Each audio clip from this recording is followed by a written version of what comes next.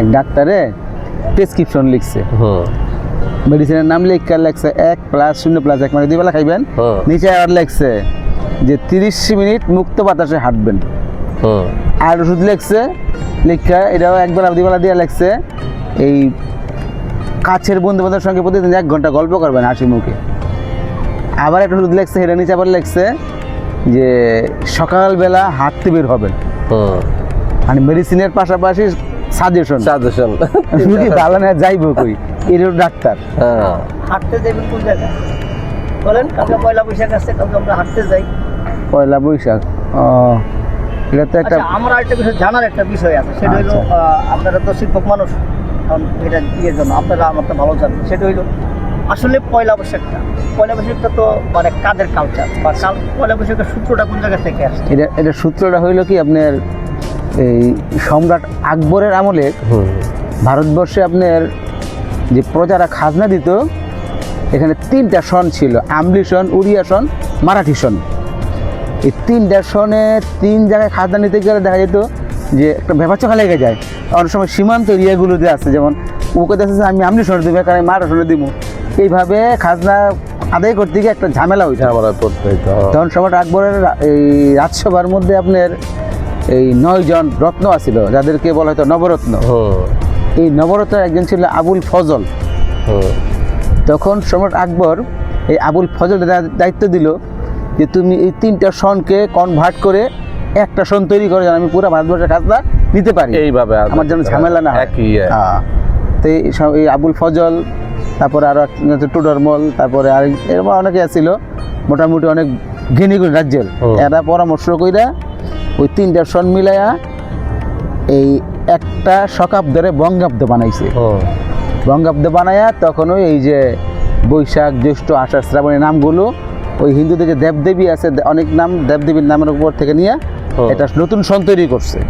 এটা হলো বঙ্গাব্দ। আচ্ছা, এটা কি সম্রাট আকবর করছে? হ্যাঁ, আকবর মুসলমান। হ্যাঁ, একজন মুসলমান। ইসলামে কি ইয়ার থেকে দৃষ্টিকোণ থেকে আসছে না, বিষয়টা হইলো মানে যদি সম্রাট আকবর হলো মুসলমান, কিন্তু সে আপনি বললেন যে দেবদেবীর নাম থেকে নিয়ে আসছে, এগুলি কি আসলে হিন্দুদের দেবদেবী থেকে আসলে আসছে? যেমন মানে আপনি যেটা আমি কথার যেমন আশ্বিন একটা দেবতা, কার্তিক একটা দেবতা, ঠিক আছে? তো যেমন আমাদের যে জানুয়ারি ফেব্রুয়ারি যে নামগুলি আছে না, মাসের নামগুলো, এগুলি গ্রিক দেবতাদের নামের থেকে আনছে। আর জুলাই আর আগস্ট আসছে দুইটা সম্রাটের নামের থেকে, জুলিয়াস সিজারের জুলাই, অগাস্ট আছে আগস্ট, এভাবে ইংরেজি নামকরণ করা হয়েছে। ঠিক ওইভাবেই সম্রাট আকবর কিছু নাম দেবদেবীর থেকে নিচ্ছে, যেভাবে এটা ডাইরেক্ট নাম বোঝা যায়। তো নিলেও কিন্তু ওই সময়ে এই খাজনা তোলার সুবিধার্থে এটা সবাই মেনে নিছে বাংলা বঙ্গাব্দটাকে, এবং ওইখান থেকে মূলত এই আপনার বাংলা সনেরই যাত্রা শুরু হিসাবে। আর তারপরে বৈশাখ মাসে হইল, এখন আপনি বললেন যে কিন্তু আচ্ছা বাংলা বৈশাখটা সম্পর্কে বলেন, তারপরে আমি প্রশ্নটা করছি।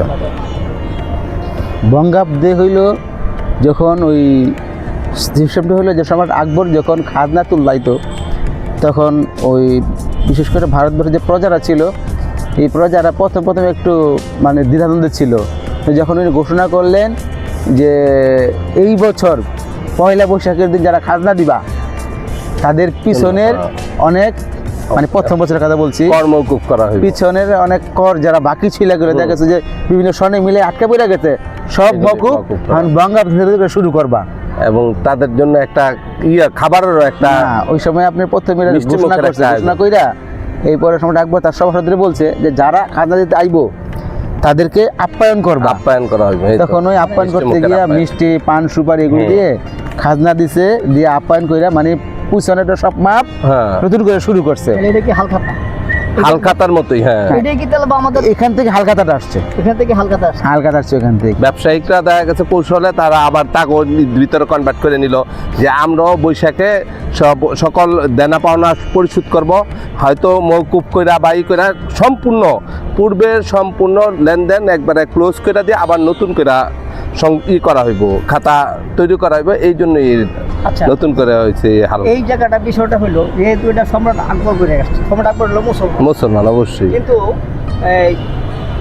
এই হিন্দুদের ধর্মাবলম্বীরা এখন ব্যবসায়ীরা যেটা বলা হয়, যে হিন্দু ব্যবসায়ীরা এখন এই আপনার এই যে হালখাতাটা কিন্তু একই জিনিস, হ্যাঁ। এই হালখাতাটা ওইখান থেকে কিন্তু যুগে যুগে কিন্তু সময়ের সঙ্গে সঙ্গে এইভাবে চলে আসে। না এখানে আরেকটা বিষয় হইলো আপনার ওই সময় তো ভারতবর্ষের আপনার আকবরের যে রাজত্ব ছিল, এই রাজত্বের অনেক হিন্দু ম্যাক্সিমাম বলা যায় হিন্দু ছিল, তো যার আবার মুসলমানও ছিল, এই জন্য ওই যে হিন্দু মুসলমান বিভিন্ন দিকে মিলা মানে ওই সময় এটা কেউ ওই যে চিন্তা করে নাই যে এটা মুসলমানের না হিন্দু, এরকম চিন্তা কেউ করে নাই ওই সময়। এখন- সম্রাট আকবর আবার আরেকটু অন্যরকম হয়ে যায় কথাটা, উনি কিন্তু ধর্মের ব্যাপারে উদার ছিলেন এবং উনি হিন্দু মুসলমান মিলাই একটা নতুন ধর্মমত প্রচার করার চেষ্টা করছেন। এর নাম ছিল দ্বীন-ই ইলাহি। ওটার কালেমা ছিল এরকম, লা ইলাহা ইল্লাল্লাহ আকবর খলিফাতুল্লাহ। এবং এই কালেমা দাওয়াত দিয়ে এসে চেষ্টা করে তার ধর্ম প্রচার করতে মাত্র 22 জন তার এই ধর্মটা গ্রহণ করছিল, মানে তার অন্দরমহলে হ্যাঁ। স্ত্রীরা পোলাপান নিয়ে গেলাম। তো অনেকেই এই আকবরের ধর্মমত নিয়ে সন্দিহান। কেন সন্দিহান? আকবর ওই সকালবেলা ফজরের নামাজও পড়ছে, কোরআন তেলাওয়াত করছে, এরপরে গিয়ে আবার ওই যে পূজা করছে, আবার প্রসাদও খাইছে। এই জন্য এটা ওইটা হলো আলাদা চ্যাপ্টার। পয়লা বৈশাখটা হলো আকবর মানে বৈশাখের যে সিস্টেমটা, এটা আকবর যখন শুরু হয়েছে আপনার। তারপরে আমাদের যে বাংলার বাঘ ছিল শেরে বাংলা ফজলুল হক, এই বাংলার বাঘ প্রথমে পাকিস্তান পিরিয়ডে পয়লা বৈশাখ পালনের আহ্বান জানাইছে। আচ্ছা, এর মাঝখানে কি আর এই এই বাংলা নববর্ষ বা বাংলা কোনো ছিল না? না, সম্রাট আকবরের পরে আকবরের পরে আকবর যে ট্রেডিশন চালু করছে ওটা চলছে শুধু যে খাজনা নেওয়ার জন্য, আর কিচ্ছু না। আচ্ছা, এবার এরপরে হলো বাংলাদেশের মানে বাংলাদেশের যে কালচারের সাথে সংস্কৃতির সাথে এটা এটা বলছি আমি, বাংলাদেশের কালচারটা বলতেছি। আর যখন শেরে বাংলা ফজলুল হক ছিলেন তখন ছিল উপমহাদেশ, তখন কিন্তু স্বাধীন হয় নাই ভারত উপমহাদেশ। হ্যাঁ, তখন ওই শেরে বাংলা এটাকে ওই পাকিস্তান আমলে, বিশেষ করে পাকিস্তান আমলে দুই পাকিস্তানে এটাকে পালন করার জন্য একটা উদ্যোগ গ্রহণ করছিল। তো হয়তো 1-2 বছর এরকম হয়েছে, কিন্তু শেরে বাংলার উদ্যোগটা ওইভাবে হাইলাইটস হয় না। আর এখন যেভাবে হাইলাইট হচ্ছে মিডিয়ার কারণে হাইলাইটস হচ্ছে। না, এটা তো মিডিয়ার কারণেই যে হাইলাইটস এরকম কিছু না। আপনার গত 20 বছর যাবত দেখেন আচ্ছা, বা আমাদের 90 দশক থেকেই দেখেন, তখন কিন্তু গ্রামে গ্রামে মেলা হইতো। না ঠিক আছে, আপনার যেমন পয়লা বৈশাখের যে অনুষ্ঠানমালাগুলি আছে, এই অনুষ্ঠানমালাগুলির মধ্যে মূল হইল নববর্ষটা পালন করা। এই পালনের মধ্যে দেখা গেছে যে আগে কিন্তু আমরা ছোটোবেলায় দেখছি, আমি বিশেষ 7-8 পড়তাম, আমাদের পড়ার ঘর ছিল একেবারে বাড়ির সামনে, রাস্তা ছিল সামনে দিয়ে। তো আমরা সকালে যখন পড়তে বইতাম, কোনো হঠাৎ করে দেখলাম কোনো একদিন নদীর ওই পারের কিছু লোক কী করতো আপনার লাইন ধরে দিকে আইতো সকালবেলা, এবং যাওয়ার সময় অনেকের হাতে মিষ্টির প্যাকেট, অনেকের হাতে লুঙ্গি, অনেকের হাতে গামছা দেখতাম, তখন বুঝতাম পয়লা বৈশাখ। পয়লা বৈশাখ হয়েছে। কিন্তু এছাড়া বাংলা সর হিসাব আমরা করতাম না, ওইটা দেখলে বুঝতাম।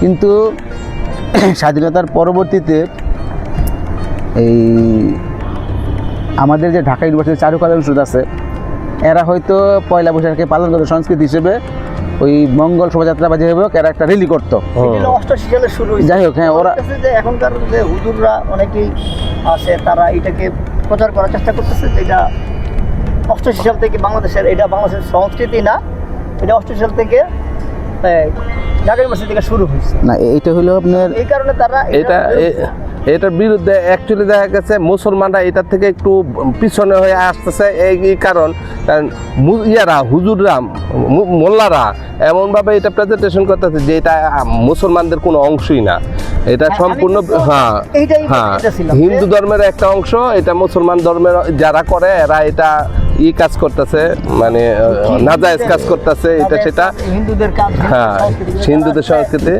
এই কইরা দেখা গেছে দুইজনের মধ্যে দেখা গেছে কিছু মুসলমান আছে, তারা চিন্তা করে যে হুজুরে যখন এইভাবে বললো তাহলে আমরা না করি। এই থেকে দেখা গেছে মুসলমানরা পিছিয়ে আসতেছে, আর হিন্দুরা দেখা গেছে এটার মধ্যে আরো ইনভলভ হইতেছে। এবং বিষয়টা হইলো ওই যে সেখানে বললো যে হিন্দুদের এক সময় ওরা হইলো ব্যবসা, ওই যে ওই সময় ব্যবসা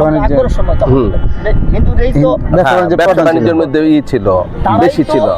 তারাই তো তাদের মতো যেসব ধরে রাখছে করেছে, তারা দেখতেছে যে ওই কর্ম মওকুফ করে দেওয়ার মতো যে আপনার কর্মকর্তাদের মধ্যে কিছু ব্যবসায়িক কৌশল, বকেয়া পরিশোধ, বকেয়া পরিশোধ করে ওরা চালাই আসতেছে।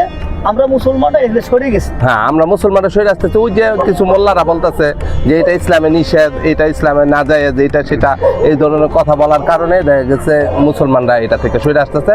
আর হিন্দুগ এটা বুঝাইতে চাইতেছে অনেকেই যে এটা হিন্দুগ সংস্কৃতি, এটা হিন্দুগ, অথচ এটা আসছে কিন্তু সম্রাট আকবরের আমলের থেকেই। আসলে কি এই জিনিসটা কেউ মানে এই জিনিসটা তারা হাইলাইট করে না। হাইলাইট করেন। আরে হাইলাইট করলে হিন্দুদের culture, হ্যাঁ, হিন্দুগ এখানে একটা- এটা হিন্দুরা এটা করে গেছে। একটা ব্যাপার হইলো আপনার পাহাড়ে যারা উপজাতি আছে ওরা কিন্তু সেই ওই সময় মানে স্বাধীনতার আগের থেকে ওরা পালন করতেছে, বাট ওইভাবে প্রচার হইতো না ওই সময়ে। কিন্তু আপনার এখানে যে আমরা যেই চিন্তাটা করতেছি যে এই হিন্দু না মুসলমান অনুষ্ঠান, আসলে এখানে ব্যাপারটা হলো যে আমরা কেমনে পালন করি। যেমন হিন্দুরা হিন্দু রীতি অনুসারে পালন করবে, এটাই স্বাভাবিক। আর আপনি একটা মুসলমান হয়ে কিন্তু আপনি কোনোভাবেই আপনার ব্যবসা প্রতিষ্ঠানে গঙ্গা জল তুলসী পাতা এগুলো ছিটাইবেন না, তাই না? আপনার প্রতিষ্ঠানে আপনি হয়তো কি করবেন, অতিরিক্ত আগরবাতি জ্বালাইবেন, মিলাদ পড়াইবেন, এবং এইটাই হয়। তো যার যার রীতি অনুযায়ী সে পালন করছে, কিন্তু এই যে যারা এটা নিয়ে অপপ্রচার করতেছে হয়তো কোন স্বার্থে বা কোন লাভে করে এটা আমি জানি না। তো আমি আমার এই পর্যন্ত কোথাও দেখিনি কোনো মুসলমানরে যে হিন্দু সংস্কৃতির অনুযায়ী পালন করছে হাইলাকাতে, দেখিনি আমি। আর হালখাতা মুসলমানরা তো মুসলমানদের মধ্যেই পালন করবে। আর হালখাতার ব্যাপারটা হইলো আপনার একটা সময়ে ব্যবসা করতে হিন্দুরা, মুসলমানরা পিছিয়ে ছিল। তো এরপরে মুসলমান ব্যবসায়ীরা ক্ষেত্রে অনেক পিছিয়ে আছিল। পাকিস্তান হ্যাঁ। যখন দুই ভাগ হইলো, ভাগ হয়েছে তখন আস্তে তখন আস্তে। ইসলামের ভিত্তিতে বা ধর্মের ভিত্তিতে যখন দুইটা রাষ্ট্র হইলো, হ্যাঁ। তারপরে মুসলমানরা বাংলাদেশে পাকিস্তানে মুসলিমরা ব্যবসা বাণিজ্য শুরু করলো, হ্যাঁ। ইন্ডিয়াতে যে হিন্দুরা শুরু করছে। তো এই ব্যবসায়ী হালখাতাটা হইলো আপনার এই ব্যবসা বাণিজ্য করতে গেলে বাকি টাকি দেওয়ান লাগে, এটা বাস্তবতা। আর ওই দেখা গেছে ব্যবসায় যারা করে দেখা গেছে ব্যবসা প্রতিষ্ঠানের যে দোকানপাটগুলো আছে ওখানে কিন্তু লেখা নেই এটা হিন্দু দোকান, এটা মুসলিম দোকান, লেখা নেই। কিন্তু পাশাপাশি দোকান থাকতে পারে। তো পাশাপাশি দোকান থাকলে যদি একটা লোক দেখা গেছে পাইকারগোর সঙ্গে টাকা মকুফ কইরা বৈশাখে প্রথম দিনে সেসব কিতাব ক্লিয়ার করছে, পাশে মুসলিমের দোকান হ্যাঁ করছে, এবং করছে, এইভাবেই ট্রেডিশন শুরু হয়েছে। এই ট্রেডিশনটা হ্যাঁ, কিন্তু এটা হিন্দুদের বা মুসলিমদের একার কোনো অনুষ্ঠান না, এটা অনুষ্ঠান না, এটা বাঙালি সংস্কৃতির একটা অংশ। এবং এই অংশটা পালন করতে গিয়ে যে যার মতো করে পালন করব, কেউ কিন্তু কোনো সরকার প্রধান বা কেউ কিন্তু বলে নাই যে তুই হিন্দুদের মতো পালন কর, তুই মুসলমান পালন করে, বলে নাই। এর মধ্যে স্বাধীনতা আছে, মানে পুরোপুরি স্বাধীনতা। কেমনে পালন করে হলো আপনার দেখার বিষয়। হ্যাঁ। পয়লা বৈশাখের আরেকটা ব্যাপার হলো যে আমরা একটা সময় যেভাবে পালন করছি এখন কিন্তু ওইখান থেকে বেরিয়ে আসছি।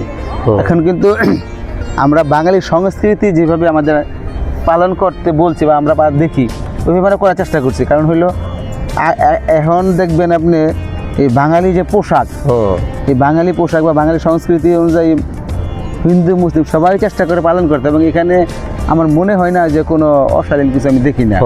তবে এটা ঠিক যে ইসলাম যেভাবে বলছে পোশাক পরার জন্য, ওইভাবে না পড়লে অশালীন মনে হইতে পারে।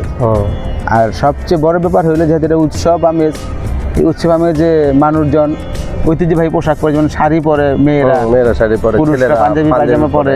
এটা হিন্দুরাও পড়তেছে, মুসলমানরাও পড়তেছে। আরে ভাই এক সময় তো এই দেশের হিন্দুরাও তো ধুতি পড়ছে, কি মুসলমানরাও ধুতি পড়ছে। সব কাজী নজরুল ইসলাম জাতীয় কবি আমাদের, সে সবসময় ধুতি পড়তেন, তাই না? উনি তো মুসলমান ছিলেন, এবং কাজী নজরুল অনেকে পীর বলে তার এই জ্ঞান গর্ম কথার জন্য। কিন্তু এখন আপনি এই কথা বলতে গেলে তো আপনি অনেক খারাপ নাস্তিক। যে ও হলো নাস্তিক না, এইখানে ভাই যার জ্ঞানের স্তর যতটুকু সে ততটুকুই বলবো। কিন্তু বলার বিষয় না, বলার বিষয় হইলো আমি কম জানি, আমি অন্যকে দবায় রাখার জন্যই আমি আপনার ভুল ব্যাখ্যা দিই। না, আপনাকে পড়াশোনা করতে হবে, জানতে হইবে। আপনি যদি না জানেন একটা বিষয়, আমি না জানি আমার মতো করে বলে দিলাম, আমার চেয়ে অনেক জানিয়া লোক আছে না, ওরা কিন্তু আমার ভুলটা ধরবো যে তুমি কোথা থেকে পাইলে, তাই না? কিন্তু এখন এই যে ধরবে, যে এখন ধরতে কাদের কাটা ধরবেন, ওই যে কম জানুয়া লোক সে তো আপনি তার বুড়া ধরতে গেলেই তখন আপনি বলবেন যে এই বেড়া বেশি বোঝে, এবং তখন তারা কি করবে, সমাজ তারা হইলো সমাজের আলাম সমাজ, বা তারা একটু একটু ভালো জায়গায় আছে, এই তুমি হুজুরের বিরুদ্ধে কথা বলছো, হ্যাঁ তারা বেদব নাস্তিক। তবে আমাদের প্রত্যাশাটা হইলো যে যেহেতু এটা বাঙালি উৎসব, বাঙালি সংস্কৃতির উৎসব, এই বাঙালি সংস্কৃতির উৎসবে আমরা সবাই যেন ওই আমাদের যে ঐতিহ্যবাহী বাঙালিয়ান আছে এটা মাইন্না আমরা নিজেরা এটাকে পালন করতে পারি, এটাই হলো আমাদের প্রত্যাশা। হ্যাঁ, বিসমিল্লাহ। চলেন সবাইকে শুভ নববর্ষ আপনাদের, আমরা বাংলা নববর্ষ বাংলা মাস পালন করব।